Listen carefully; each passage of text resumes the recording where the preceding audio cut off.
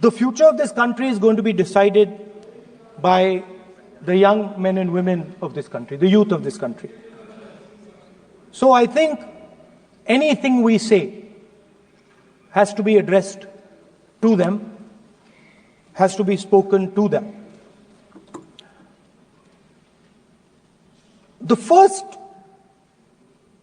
thing in front of us, and this is something I'm sure the Prime Minister would accept, and pretty much everybody in this room will accept, is that even though we have grown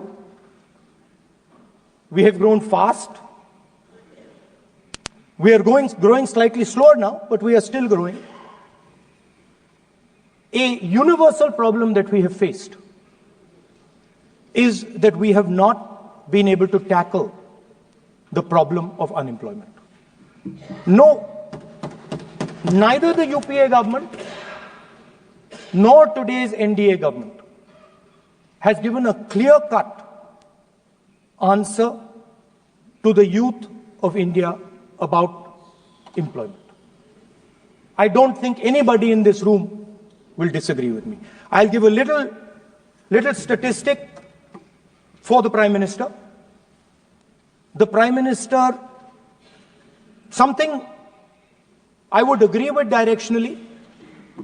The Prime Minister proposed the Make in India program. I think a good idea. We saw the statues, we saw the functions, we saw the so-called investment, and the result is right in front of me.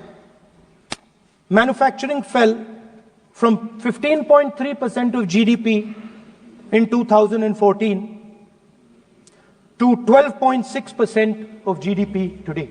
That is the lowest share of manufacturing in 60 years. I'm not even blaming the Prime Minister, because I think it would not be fair to say he didn't try.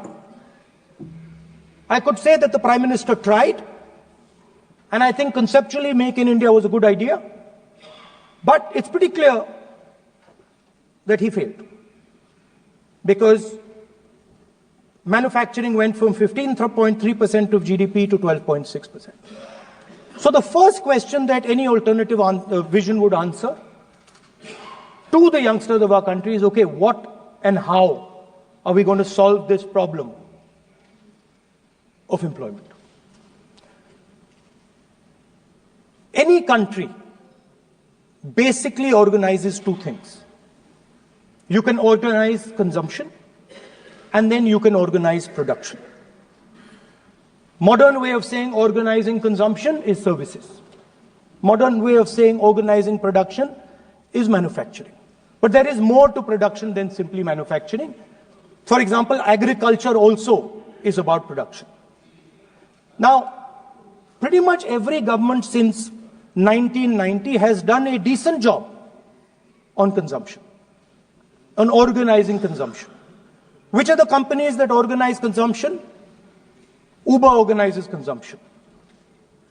Reliance organizes consumption. Adani organizes consumption.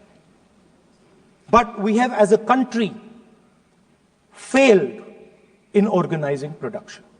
We have excellent companies that try to organize production.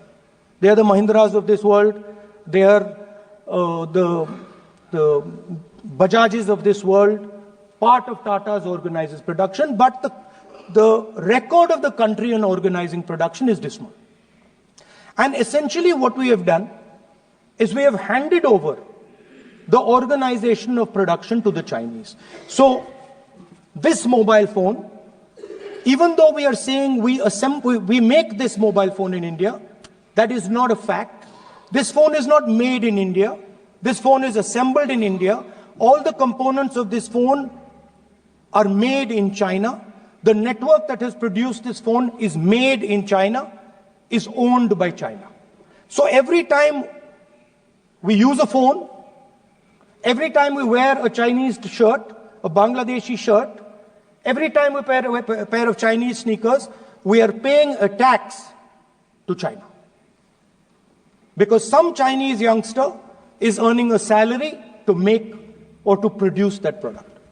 So the first message I would give in a presidential address would be that India has to focus completely on production. Because if we do not focus on production and we continue to focus only on consumption, we will find that we will run huge deficits, we will increase inequality, and eventually we will run into a serious problem. Social problem because of unemployment, which we are already facing. If you look at the numbers of the amount of people who are in jail, if you look at the numbers that are spent on internal security, if you look at the numbers spent on our police forces, they're all spiraling. They're all rising. And everybody understands that social tension is on the rise in India. So now the next question comes, okay, so where is this employment going to come from? What is India going to produce? And for that, I'd like to tell all the youngsters of this country that there is a revolution taking place, an exciting revolution. The world is transforming completely. And the change that is taking place, at the heart of the change that is taking place, we are moving from the world of the internal combustion engine to the world of the electric motor. We are moving from petrol to batteries. We are moving wind, solar, potentially nuclear energy. So our entire way of moving is changing. And this is going to change every single thing. It is going to change warfare. It is going to change medical treatment. It is going to change education. It is going to change how we eat. It is going to change every single thing. Now, the last time there was a revolution called the computer revolution, the government of India had a clear focus. We looked at that revolution. It was the Congress government. We looked at the revolution and we decided clearly that we are going to focus on the development of software. And we rode the wave of that revolution. And today you can see the result. I remember people laughing. I remember people laughing when the computer was being talked about. You mentioned Mr. Vajpayee. I respect Mr. Vajpayee, but Mr. Vajpayee gave a speech saying that computers are of no consequence to India. So, what is important when there is a revolution? What is important is that you understand what are the drivers of that revolution and where exactly do you need to focus, where exactly do you need to sit in that revolution. I said that this revolution is going to change everything. And I want the youngsters in this country to think about it. There is a war going on in Ukraine. The war in Ukraine is actually a war between the internal combustion engine and the motor, the electric motor. The electric motor is inside the drone, the engine is inside the tank. And if you look at what is going on in Ukraine, the tanks are dying by the thousands. And small little drones with electric motors, small batteries, not much bigger than that, are destroying the entire tank artillery infrastructure of both Ukraine and Russia. So the drone is the electric motor. The drone is the battery. The drone also needs to see. So the drone is a camera. In the same way, electric cars, the electric car is a motor. The electric car is batteries. The electric car is cameras. Robots are exactly the same thing. Robots are electric motors, multiple electric motors with cameras, with batteries. And this is what the revolution is going to look like. So there are basically 4 technologies that are driving this entire change in mobility. Electric motors, batteries, optics, and then on top of that, you can apply AI. Now I want to tell the youngsters of this country, people talk about AI. But it's important to understand that AI on its own is absolutely meaningless. Because AI operates on top of data. Without data, AI means nothing. And if we look at data today, there is one thing which is very clear. Every single piece of data that comes out of the production system in the world, the data that was used to make this phone, the data that is used to make electric cars, the data that is used to make basically all electronics on the planet today is owned by China. And the consumption data is owned by the United States. In China, the consumption data is owned by China, but in India, companies like Google, companies like Facebook, companies like Instagram, X, they own our consumption data. So if India wants to talk about AI, it has to first answer the question, what data is going to power that AI? And the answer today is India does not have that data. Neither does India have production data, neither does India have consumption data. We have handed our consumption data to the big American companies, and the production data we don't have anyway. So what would that vision look like? The first thing, we would start getting youngsters excited about this revolution.